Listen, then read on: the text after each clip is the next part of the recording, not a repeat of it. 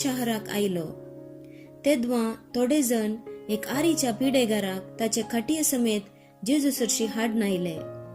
तांचो बोवार्थ पळोवन पिडेगाराक जेजून म्हळे, धैर्य घे पुता, तुजी पातकां तुका बोगसाली. हे आयकून शस्त्रां मदले थोडे हो देव निंदा उलयता म्हणून आपणा इतल्या गुणगुणूंक लागले. जेजू तांची चिंतना जाणा जावन तांचे लागीं म्हणालो, तुमच्या मनांत तुम्ही वांगटी चिंतना आटायतात कित्याक? खंयचे चड सोंपे, तुजी पातकां तुका बोगसाली म्हणचे वा ऊठ आनी चल म्हणचे?